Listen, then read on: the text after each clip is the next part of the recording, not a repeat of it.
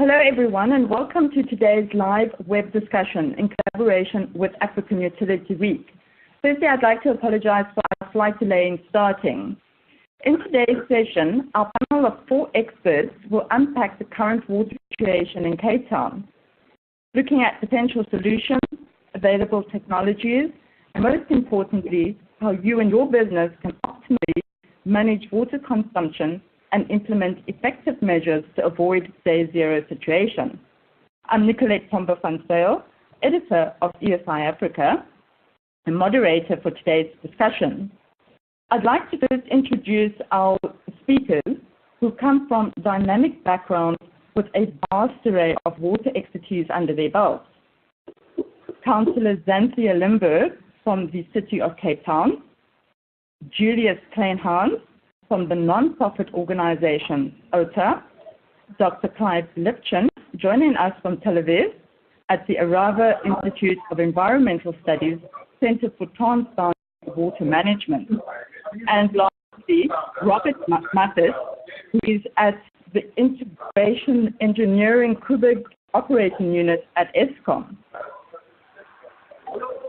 Before we start, I would like to highlight that a recorded version of this webinar will be available for you to access on demand on our website. Listeners, if you have any questions during the discussion, please type them into your Q&A box on the left-hand side of your screen. They will be considered for live response from our guest speakers. Please also, when using social media, use the ESI hashtag in your reference. And for those of you who have just joined us, welcome. Yesterday, Cape Townians welcomed the announcement that due to our current rate of water consumption, day zero won't happen in 2018, but that we must continue with reduce, reuse, and recycle efforts. So to start off our discussion, Xanthia, can you please give us an overview on Cape Town's current water situation and what many people, including myself, are asking, how did we end up with water level 6B? Well, thank you very much for the opportunity. Maybe just to sketch the water situation at this very moment in time. Dam levels are still critically low at 23.6%, and we are still in summer, so we still have some very hot, windy and dry days ahead of us, and therefore ongoing low consumption is critical, and thus the city will ensure to still keep level 6B water restrictions in place until we have greater certainty around rainfall patterns and our ability to introduce additional water supply into the system from the water augmentation schemes that we are working on.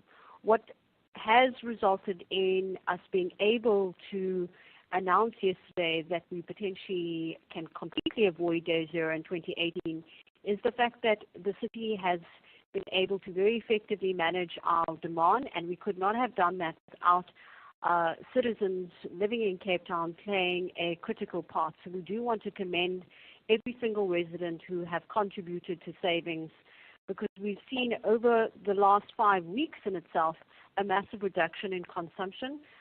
5 to 6 weeks ago, we were consuming just over 600 million liters of water per day. We've been able to reduce that now to around 510 million liters on average per day. But even over the last 3 years, we have substantially reduced our consumption by 60%. We were consuming about 1.2 billion liters of water in 2015, and we've been able to reduce that to the low 500 million liters. And this is because we have had water restrictions in place for an extensive period of time. Over the last 15 years, we implemented level 1 water restrictions, so we've always had a form of water restrictions, and as the drought became more severe, we escalated these water restrictions in order to assist the city to manage our existing water resources more efficiently. And because we draw water from what is called the Western Cape water supply system, we are obviously part of a bigger system, and as a user of that system, we need to ensure that we play our part in minimizing water scarcity, not only for ourselves, but for the broader region that draws from the same supply system. And this is how we have reached the point where we're at level 6B. And essentially, level 6B water restrictions is about urging residents to bring down consumption to 50 liters per person per day. And by doing that, we not only avoid the possibility of a day zero scenario when dam levels reach 13.5%, and at that point the city would need to trigger phase 2 of our disaster risk plan. It wasn't only about ensuring that we avoid that disaster, but also in order to ensure that we comply with the National Department of Water and Sanitation's restrictions which they've imposed on us. They've imposed both a 45% restriction on all urban users of the Western Cape supply and a 60% restrictions target has been imposed in the beginning of the hydrological year on agriculture. And essentially, we also needed to strengthen or enhance our level of restrictions in order to ensure that we also comply with the restrictions imposed by the National Department. And this has essentially resulted us where we are at the moment, and we will keep these restrictions in place until we have greater certainty around all of the variables that influence dam behavior and water security. Thank you so much, Xanthia. There have been a lot of solutions that have been put out there, and one of them has been around looking at the tariffs for water users. So, Julius, I'd like to ask you to expand on what are the potential consequences of implementing a so-called drought levy, and what are the alternatives to this levy? Thank you. Yeah, you see, the problem is that because of government not being proactive, mostly reactive, we see them as the possible solution being the ratepayers and business in general. With it's an easy short-term solution just to put in a drought levy or raise tariffs or whatever the case might be. The whole area that hasn't been catered for through the Cape Town city is that they've budgeted for a specific amount of money, but they didn't incorporate the losses that might occur if the water restrictions were in place. And that is actually illegal to just put something in place. So they were talking about the controversial drought levy over the December period, which was through a public consultation process. At the end of the day, it was declined. However, the options weren't really put on the table on the variety of how the city concluded that was the right option. Now, we opposed it, and a lot of citizens did the same for various reasons. But, if you were to put in a drought levy, it goes through a legal process. It needs to go through Treasury. And the issue with that is it doesn't address the problem, and it creates the opportunity for all municipalities to do the same. Now, this drought levy focused on your property value instead of consumption, and we actually urged the city to also focus on those who excessively abuse water and consuming it. So actually putting a water pricing policy in place that exponentially put higher tariffs on those who consume water, that doesn't fall within the maximum amount of quotas. So, I think that was a better approach, and they have applied it, but they've also applied it across the whole board. So it's, in a way, it's a good thing. But one needs to understand and also commend the local municipality, which is the city of Cape Town, for their work. But, there's a lot of people that have come a long way, business as well. We have invested a lot of money to reuse water and to reduce consumption, but they're actually being penalized in the same process. So there's a fundamental flaw within that. This should never have happened in the first place, and I think it's very important for business, and especially the listeners who are involved in business, and just ratepayers in general, to become more proactive in holding local government and the national government to account. Because yes, I do feel for the city. At the end of the day, it was the national government that was supposed to be doing the bulk water supply, but I believe we'll chat about some of these facts later. Thank you so much, Julius. To the listeners, I just want to remind you that you can type your questions into the Q&A box, which is on the left-hand side of your screen. looking at whether it is a problem on a national level or a local level, Clive, I'd like to ask you around what are the lessons learned from a water-scarce country such as Israel in terms of a sustainable blueprint? Yeah, thanks very much, and it's a pleasure to be on the webinar. In the 1990s and early 2000s, Israel was pretty much where Cape Town is today. We were also in a very serious drought, and our national water reservoirs were all crashing.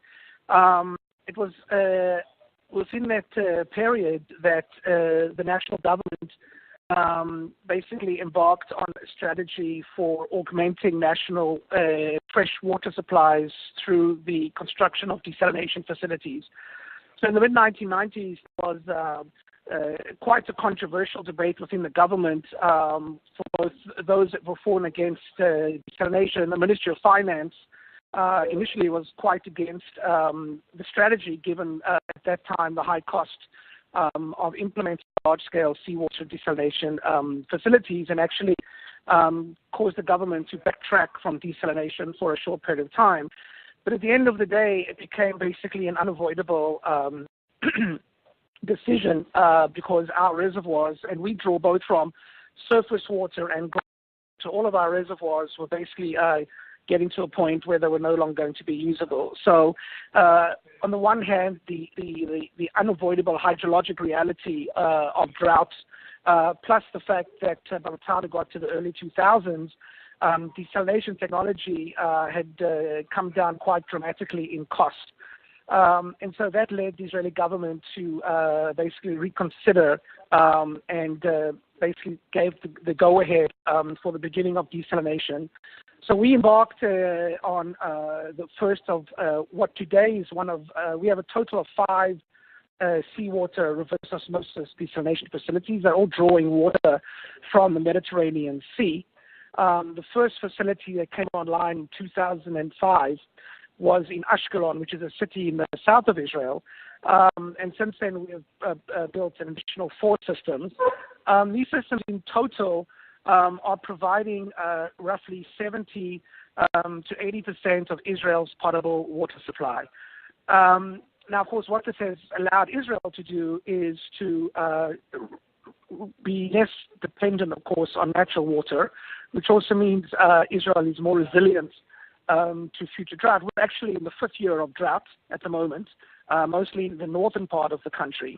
But because of the ability to draw water from desalination, we haven't been in the situation of Cape Town where we haven't had to implement water rationing in the domestic sector. We have put water rationing in the agricultural sector, specifically for rain-fed farming in the north of the country. So farmers are being impacted by the drought, where the drought is most prevalent in the north.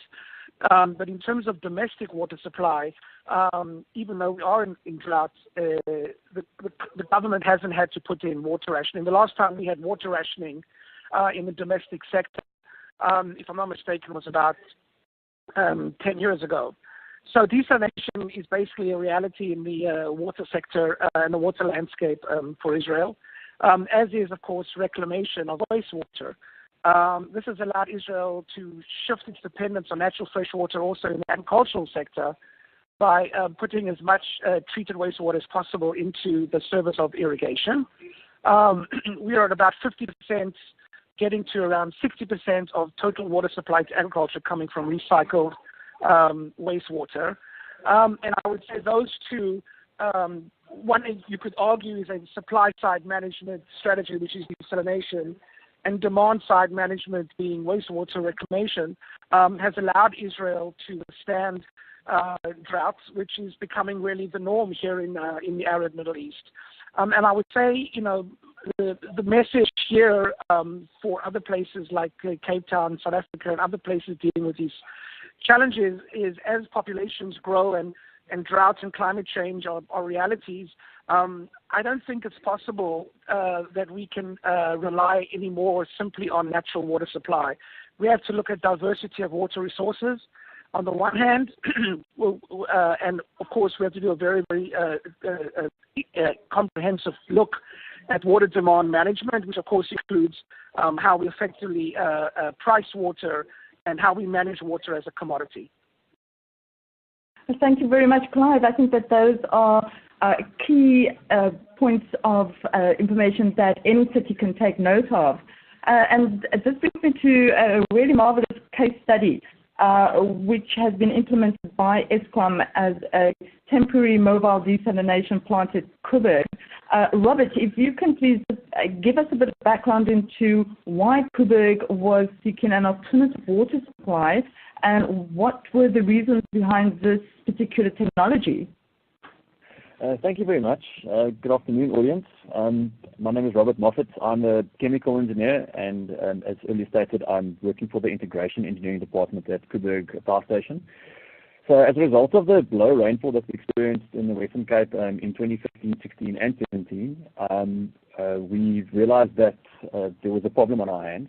Now, Koeberg requires a suitable quality and quantity of water to ensure that we can continue to produce electricity and to maintain our reactors in a safe state and to provide in terms of inventory to water inventory and for cooling.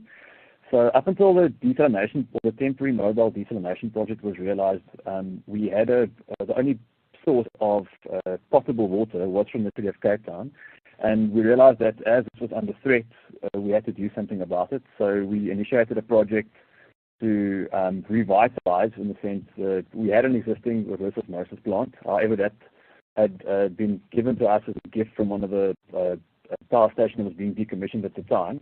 And when we, the system was considered defunct, it hadn't been operating optimally, it wasn't designed for the feed water quality that was at Koeberg, and so the system didn't operate the way that it should have back in the early 90s. So we decided that it's not going to be worth our while from a feasibility point of view to actually use the existing equipment, so we decided to initiate a new project. However, because of the limited time, remember at that point, this is about a year ago, day zero was April 2017, so we, at the end of January last year, people were talking of day zero as being the middle of April in 2017. So we had very limited time, and we decided to use it as much of the existing infrastructure as we could. Now, there was a lot of uncertainty at the time regarding environmental authorizations for seawater plants, so we said we have got this bore well field that we knew was active, that we had used previously, and we knew that there was some work that had to happen, so we decided to, as I said, use as much of the existing infrastructure as we can, and that's why we settled on a groundwater desalination plant and not a seawater desalination plant. And that's where we are at the moment. So we commissioned the plant about a month or so ago. It's about 3 weeks ago or so. And that's where we are at the moment. Thank you so much, Robert. That was insight into a really credible desalination plant. We have an audience question addressed to Clive, and this is from the Scandinavian listener who is asking, did the price of water get much more expensive than before the desalination plant? Thanks for the question. Yes, the price of water to the end user did increase. However, the way in which the plants were commissioned in terms of financing was according to a BOT, so a build, operate, transfer agreement. So the Israeli government entered into agreement with the private sector that was brought in to commission, build, and operate plants. And the price of production was agreed to between the company and the Israeli government. That price was not directly transferred to the end user. So the price of water in Israel has increased over the years, but the price increase has been done gradually so that the consumer has been given basically time to get used to the fact that because a vast amount of our water is now coming from manufactured sources, that the prices has gone up. But we also have done it in a way where we've done there was an education and an awareness campaign. Israelis are aware that their water comes from desalination and have an understanding that means the price of water needs to reflect that. So yes, the price has gone up, but it hasn't gone up in such a way that it's been an economic shock to the public. That is a very important question to answer because the price of water is something that is on everybody's mind. Xanthia, I'd like to ask then what lessons have been learned that the city can impart to other metros that are experiencing similar water challenges, because I believe it's not only the city of Cape Town that is being affected by a water scarcity in South Africa. Well, I think first and foremost, demand management is probably the most important and impactful mechanism to manage one's water resources within a situation of an extreme drought, and particularly in an environment of great unpredictability around weather patterns and rainfall volumes. And so the city has, over a very long period of time, implemented water restrictions, and we have supported those efforts with ongoing water conservancy programs, education and awareness programs, which has resulted in Cape Town having the lowest water use per capita for some time already. And so this drought allowed us to build upon that success, and it does become very difficult to do that when you have a population that is relatively already water-wise and are using far more less water in comparison not only to other cities in South Africa but also globally. And so from the city side, we have obviously done ongoing communication and awareness and partnered with key and influential stakeholders to drive that message and to affect that behavior change. But we've also, from our side, utilized our existing infrastructure to manage demand through pressure reduction. And so instead of doing water shedding, which was the case in Durban and Joburg when they experienced a drought a year and 2 years ago, we opted to do water or pressure reduction in order to minimize impact on our infrastructure and to ensure that there was still equitable access to water throughout the day. And in addition to that, using the advice from other external stakeholders who are specialists in this field, we look at altering our water tariffs to further create behavior change amongst consumers. And all of those things collectively while,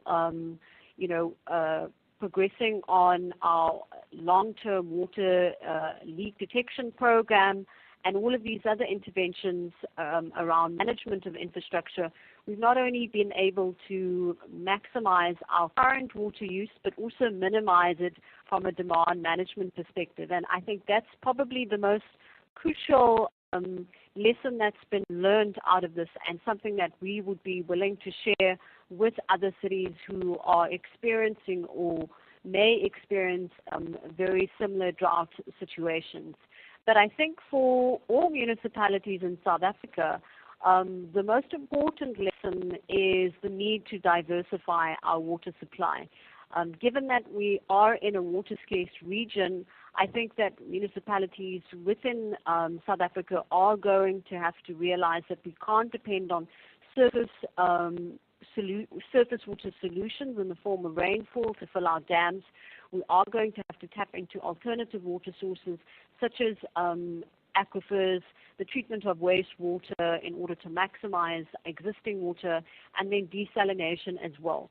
And these are all of the things that the city is in the process of working on, and some of these augmentation schemes are coming online quite rapidly. And this will build up further resilience and provide us with a greater buffer if we have to undergo another severe rainfall season and an extended drought. And I think that's probably, in addition to demand management, the diversification of water is another key learning lesson out of this particular experience. Thank you so much, Xanthia. We have noticed that rainfall patterns in the Western Cape have definitely been changing through the past 3 years. Julius, I'd like to address a question to you around looking at national solutions and how the city of Cape Town should be setting an example in negotiating on a national government level for a solution to this problem? Yeah, I think it's great. First of all, they're already setting an example regarding the water consumption and non-revenue water management regarding leakage and that stuff. I think they're in the vicinity of between 15 and 20%, which is the international standard of first world countries, which is great because other cities are losing a lot of water. Talk about 30 to 40% of that. And this is clean drinking water. So what one needs to see in the future is when we tap into other resources is that it should also be at the various different qualities because what we're actually paying for is clean drinking water. And I think there's a possibility of diversifying water to various consumer users and also at different pricing ranges. Now, negotiating at a national level, if you're talking about just adding on to the previous question, Gauteng, the economic hub of this country, is actually in a water crisis. Luckily, it's raining right now. But the Lesotho Islands Water Scheme, for instance, was supposed to supply water to the region this year. They haven't moved a rock, and that is very concerning. So, national government is supposed to supply bulk water to your districts and local municipalities. And local municipalities like the city of Cape Town are just supposed to do the distribution and the water quality thereof. So it's really a big concern regarding that. And I think the issue within Cape Town could have been prevented with proactive engagement. But I do believe that Gauteng will see a crisis very soon. And I think following some of the examples that Cape Town setting, the same should apply here. People haven't been paying enough for water, and we're over-consuming in general.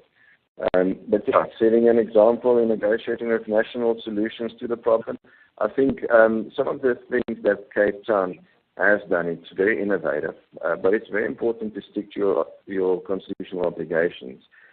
And we're not talking politics now, we're just talking the reality. I think Cape Town has been put in a particular situation. It is quite a modern city, and they're quite innovative in the things they do. But there's clear obligations on a national level where national government, the Department of Water and Sanitation, should intervene, give funding to specific bulk projects, and that's where innovation should occur. Unfortunately, the reality is that politics is ruining that. And I would have actually loved to see that the department regulate more and try to get into the business of water supply less. I do understand that there's some other issues regarding that, but there's a lot of great solutions out there. I think some of the listeners even have proper solutions that can come to the party. And I think the city needs to take a lead on that to get local business involved, become innovative in that sense, and we need to adapt to our own climate. I believe things are going to get drier, like a friend from Israel mentioned. Global warming is a reality, and climate change is a reality, and we need to adapt to that. And it's very important for business to also get these things on the books and have a collaborated effort of that. So, yeah, I think the city of Cape Town has done well, but there's a lot of work to be done, and I think our whole country is almost in a crisis if the people don't act proactively right now. Yes, thank you, Julius. Listeners, I'd just like to give you a quick reminder again to pop your questions into the Q&A box on the left-hand side of your screen. We will get to as many as we can during the course of the webinar.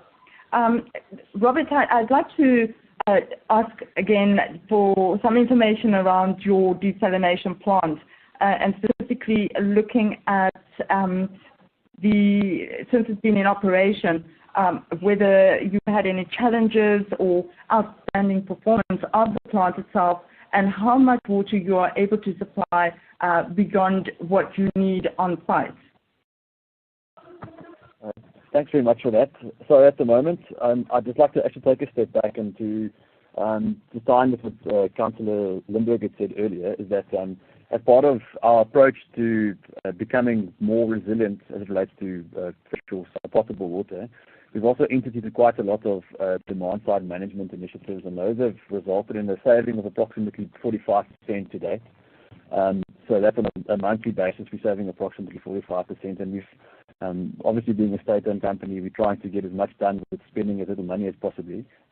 So we've looked at a bunch of initiatives what typically are called low-hanging fruit. So you try and minimize your consumption, and we've actually seen quite a lot of benefit in that. It also helped a lot with the increase in tariffs. I see there's a question relating to being able to put water back into the grid. At the moment, the plant is producing about 920 kiloliters a day, which is just under a megaliter a day. So that is enough for us to be sustainable during normal operation.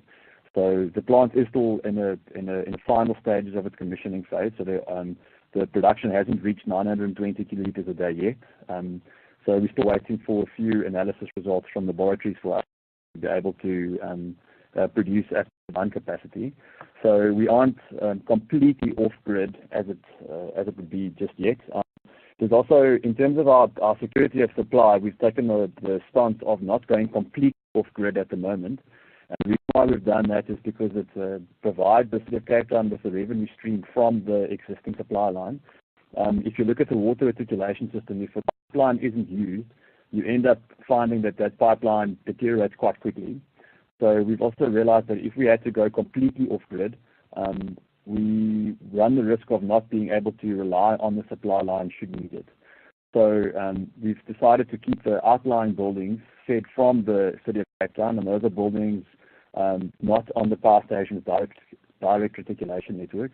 So buildings that can be supplied directly from the temporary plant will be fed from the temporary oil plant, and outlying buildings will be fed from the City of Cape Town. Challenges and good points. I think with any project you want to try and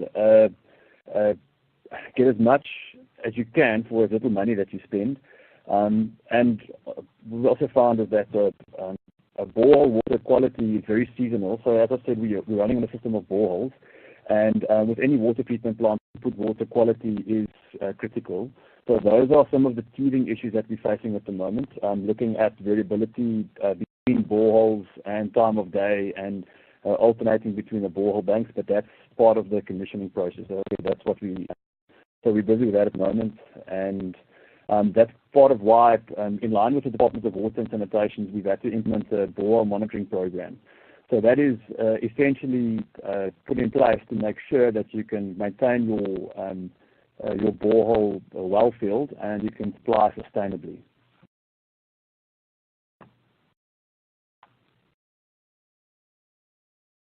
Yes.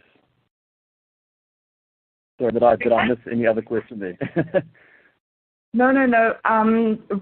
We've had quite a few audience questions relating to looking at various solutions besides desalination that can be implemented. So Clive, I'd like to ask, in terms of the experience that you've had across various cities, what is the role that other sectors can play in water supply, and also what can be implemented in small businesses? I think one way to think about it is to think about, what you have a short-term strategy and a long-term strategy. I think desalination is a long-term strategy. I think that the City of Cape Town or South Africa, in terms of embarking on desalination, that's something that's not going to solve this crisis. It may come into reality to solve the next crisis. The question is, what can be done now? So, I think Cape Town certainly has done a fantastic job in getting people to drastically reduce their consumption.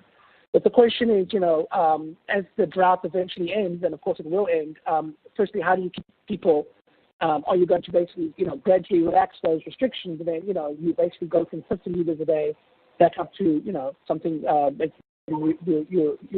people will slip, basically. So you need to look at the low-hanging fruit as well. And I think, firstly, you need to think about, besides the domestic sector, where is the critical demand of water? And of course, one area where demand is very high is the agricultural sector, and then followed by various types of industries.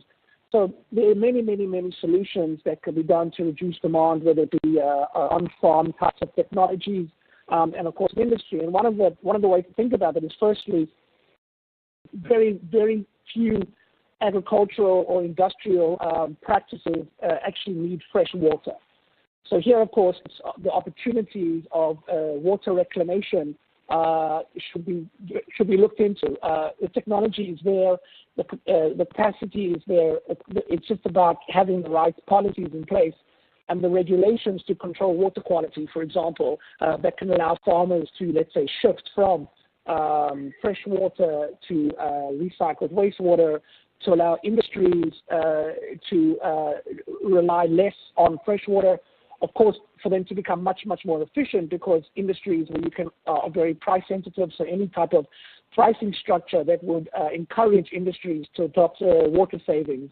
And of course, industries today globally and businesses are very aware of promoting the environmental sustainability practices, and one way to do this, of course, is to show that they are being much more efficient in water. Even the food and beverage industry, Coca-Cola is actually a world leader in water efficiency practices in the beverage industry.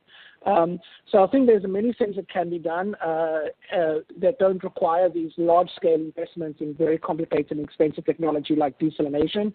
It was mentioned by one of the other participants, non-revenue water management is essential. There are very affordable and quite straightforward implementable technologies to help water utilities capture non-revenue water. This is something that, of course, municipalities and water councils and agencies and utilities can implement quite quickly, because every drop of water saved is, of course, money saved as well. So again, I think just to sum up this point, I think you need to look at what can be done in the short term. And of course, Cape Town is doing that now with its water restrictions, but the other things that can be done as well. And then what needs to be put into the long term for not just for the city, but for the country as a whole, because South Africa is an arid country. Drought is a reality. Population growth and water demand is also a reality. So long-term thinking has to basically come into play. But of course, you've got to meet your water demand needs in the present as well. Thank you so much, Clive. I think you touched on a very important fact there, and that is that every single one of us can get involved in terms of demand-side management. But when it comes to the supply side, Zanthia, can you give us some direction in terms of what the city has in the pipeline to ensure that reliable and sustainable bulk water supply is in place? So even though, and I think that the gentleman from Outer mentioned this earlier, even though it is not the role of local government to provide bulk water provision, our role as local government is essentially to reticulate water to every household and every business, and to ensure that that water is treated and meets the SANS requirements. And that's the role that we play, and we also manage the reticulation system. We manage quite an extensive and complex water reticulation and sewer system. Our water system is around 11,000 kilometers long, and our sewer around 9,500 kilometers long. And we've been able to, through ongoing investment in the upgrading and maintenance of that water infrastructure, we've been able to reduce our water loss rate to 14%, which is the lowest in South Africa, and also on par with international standards, as indicated earlier. And so our response to the drought is one where we're actually acting outside of our core governance mandate.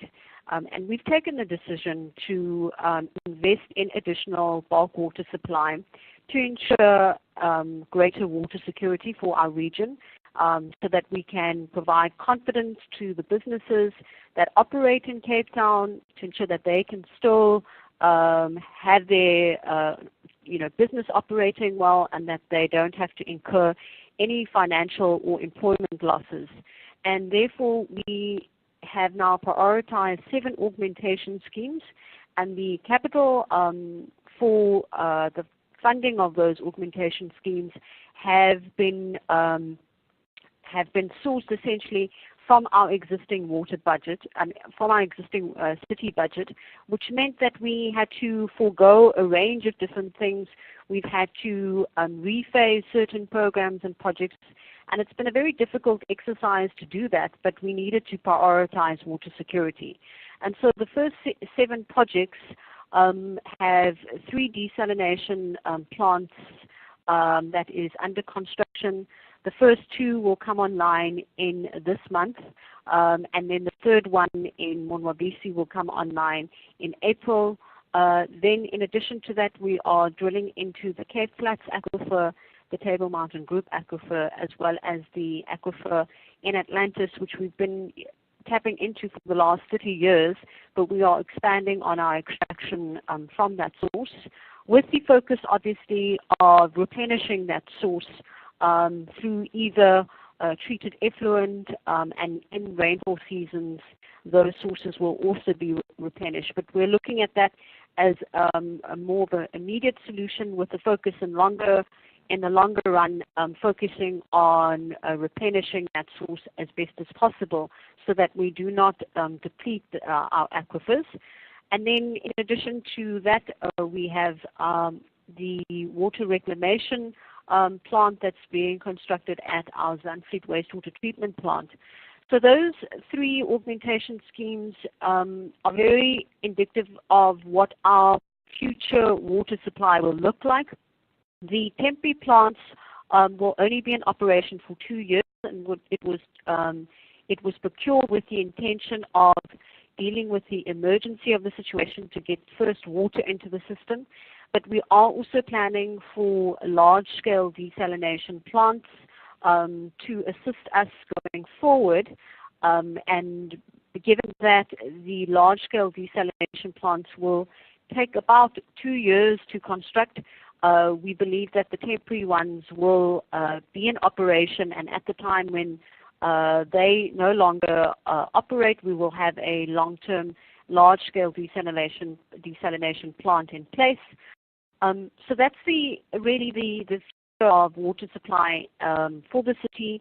But we will still be depending on rainfall, but our vision really is to ensure that we have a 25% portfolio split amongst all of those 4 sources. And in this way, we can ensure that we are far more adaptable to the impacts of climate change. And then an ongoing focus will be demand management. We, however, don't foresee keeping the current severe water restrictions in place. We do believe that we can slowly start to relax water restriction levels when we have greater certainty about the variables that I spoke of earlier. But at this point in time, level 6B will be in place. But even if we get to a point where we reduce the level of water restrictions, we either go back to level 4 or level 3 water restrictions, I think the fact that we've driven this messaging around the new normal will automatically mean that residents won't be consuming to the levels that they were 3 years ago. And we're very aware of that. Even if we look at the impact of the last drought that the city experienced, which was around the early 2000s, what we saw as a result of that particular drought, even though it wasn't as severe as this one, we saw a 20% reduction in consumption thereafter. And so we're expecting a similar trend coming out of this particular drought. But at this point in time, we will have to understand what the real impact is and model it accordingly, but with the focus of returning to a more normal situation where we have not the same levels of consumption, but far higher than where we are right now. But in order to ensure that we can capacitate that additional demand, we are aggressively working on augmentation schemes, given that still at this point in time there are no clear predictions around rainfall patterns. And what we did experience in 2017 is that we received very favorable predictions around rainfall early 2017. We got reports that we would receive above average rainfall levels. But when winter came, we not only received below average rainfall levels, the rainfall actually came much later in the year. The bulk of the rain came in September, which is extremely late and actually is in the spring season. So we have to be mindful that very similar patterns can play out in 2018 and 2019, and therefore, as a responsible government, we have to plan for all scenarios, and hence this diversification. So the first set of 7 projects that we are working on will aim to at least augment our supply by 12%, and then 88% will still be coming from rainfall, and we will slowly be moving towards that 25% split across all of the different other water augmentation schemes. Right. Thank you, Xanthia, for outlining that for us. It's very clear that the City of Cape Town has gone beyond what it was actually supposed to be doing in terms of a government level. Julius, could you give us some insight then into what you believe would be the responsibilities and obligations of the different tiers of government in respect of water and sanitation?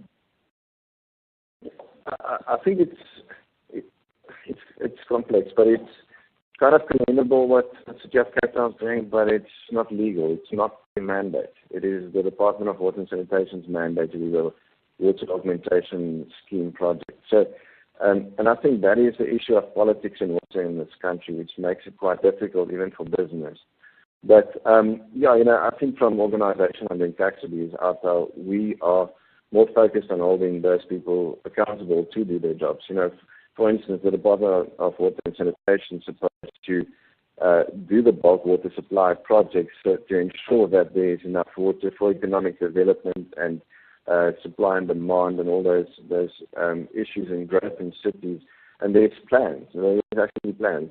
There was plans 10 years ago that said that we will be in a drought now. And there was plans put in place, but it has never been implemented, or some of it has been delayed because of the politics. And the department is also supposed to have monitoring processes in place, which is it's a must. It's not a may. For local municipalities to ensure that water quality is on a good standard and wastewater is discharged at a good standard and all that. And they need to regulate that. Where your district municipalities sometimes have to also do the water supply, your local municipality is only obligation to do the reticulation and to ensure that the quality is up to standard. So, I understand where the City of Cape Town is coming from, but we will probably oppose some of these projects and take action against the Department of Water and Sanitation, even if it's a constitutional court battle, to force them to start doing their jobs. It really puts this country at risk when politics come to play in the water segmentation. It's such a big risk. We're talking about, for instance, the Google water project in the Eastern Cape. Well, it's a 20 billion rand project they're talking about. And we're seeing in Limpopo where there's a multi-million rand dam, yet the communities don't get water, and the same issue is in the Eastern Cape. Creating a dam doesn't mean that the people will get water. There's other solutions to it. And if you look at the region in the Eastern Cape, for instance, people actually need water closer to their properties, and boreholes and little streams and all those things are the possibilities of diversifying this issue. So in general, there's a regulation issue in the country, and there's a political will issue in the country, but the biggest issue is there's no accountability. And I believe that is where business needs to also step up to ensure that governments hold to account to do their jobs. Thank you, Julius. I think besides the city, besides national government, it is also each and every single one of us that needs to have a mindset around water. So Clive, can you please give us some insights from around the world as to how to adapt a water mindset that is a lifestyle, a way of living?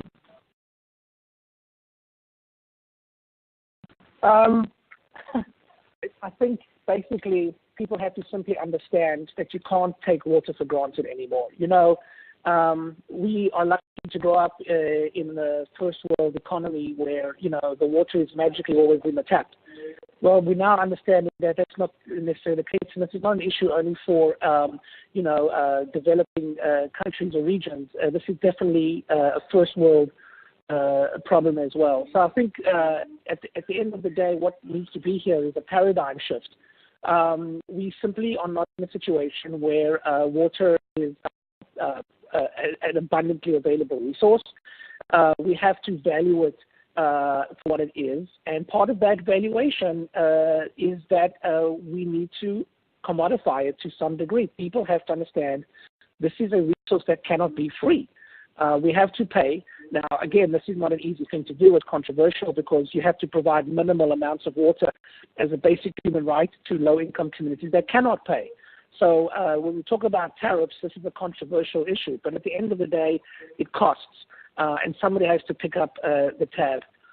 So I think what we are now seeing, whether it be in Cape Town or other parts of the world, it's no longer, it cannot be any more business as usual. And I do want to say, because I really have to jump off and go teach a class, but I want to end off by emphasizing what the previous speaker said. I think that you need to take a strong look at who is accountable for making decisions. What is the responsibility of local government versus national government? We are somewhat lucky here in Israel is that we have a very centralized water governance system. So we don't really have water devolved to the level that it is in South Africa, for example. So all water decisions are made at national government. But maybe we're lucky in the sense that the government, at least when it comes to water, is making efficient decisions and is being held accountable by the public. So I think at that point, I'm going to say thank you to everybody, and it was a real pleasure and honor to be on the webinar with the other colleagues. Thank you so much, Clive. I'd like to now ask Robert if you can give me a quick wrap-up. What is the one message that you would like to leave the audience with? Thank you very much. I think just to add on with what Clive finished off with now, it is, from an industry point of view, the idea of having an infinite source of water, being able to do anything with it, is a fairy tale, and it's something that industry and Eskom and Kuba specifically has really taken into consideration. We are already making use of seawater for cooking purposes, and I mean that's saving us. If we have to be using potable water or water from another source, it's in the order of 7,000 megaliters a day. So the existing Kuberg design is already making as much use of non-potable sources as it can. And from that point of view, I think it's really important, and it's something that we are striving to go forward with, is to actually sit down and have a look and say, as being a responsible customer, as being a responsible user, a responsible person in that sense, how can we further drive down our consumption even further and make use of augmented water supplies with the mindset of knowing that that water isn't an infinite resource. And even if we do have to use augmentation such as desalination, there still it is a mindset change that definitely has to take place. And it's something that we are busy internalizing. This is a long-term strategy. It's not something that we can solve overnight. Obviously, there are procurement processes and engineering processes and feasibilities that have to go into reducing our consumption even further, but it's definitely something that we are internalizing, and we're creating a working group towards driving down our consumption even further in the aim of being a responsible client and a responsible person. Thank you so much, Robert. Julius, what is your final message to the audience? Yeah, I think it's very important for, like you mentioned, each citizen to really step up and hold themselves accountable, but also to hold local governments and national government to account. We are paying taxes, we are paying rates, and that needs to be ring-fenced to the right projects, and these people are public servants, and they need to be held accountable for that. But I think it's multifaceted, and it's very important for us to become innovative. South Africans in general are very innovative people, and I sincerely believe that we can reduce water and that we can really come up with technologies in the future that will make it sustainable with climate change coming. And we need to become more proactive as business and as individuals. And it was really lovely to chat to you today. Thank you very much. Thank you so much, Julius. Xanthia, from the City of Cape Town, what would you like to tell the residents and our international guest speakers, guest attendees as well? Well, I think what's key going forward is ongoing partnerships and ensuring that those partnerships all contribute to a overall solution. So that ongoing working relationship between local government and its citizens, but as well as that working relationship between the different spheres of government. as well as business. We all have a role to play, and I think by ensuring that everyone contributes to their part, we can build a far more resilient city and municipalities going forward. And I think that this particular water crisis is only one indicator of the need to ensure that we manage all of our natural resources more efficiently, and we become far more adaptive to the impacts of global warming, because this is going to be a reality not only for Cape Town but for cities globally. And through that ongoing partnership, I think we build cities that are far more resilient and climate sensitive, and the city is committed to doing so, and we trust that we can use the experiences to date to build on that. Thank you so much, Xanthia. We've basically run out of time to continue with this very, very interesting discussion, and we can see that it's complicated. It needs a combination of supply side, demand side collaboration. And I think that the one message that we can take away here is that every drop counts, and saving is the new normal for any city and resident. Thank you so much to all of our guest speakers, and just a reminder to the listeners that a recorded version of today's discussion will be available for you to access on demand on our website. ESI Africa will continue this conversation at the upcoming African Utility Week conference and exhibition, where we will have an open studio on the 15th to the 17th of May in Cape Town at the CTICC, and we hope to see you there. Thank you so much for tuning in.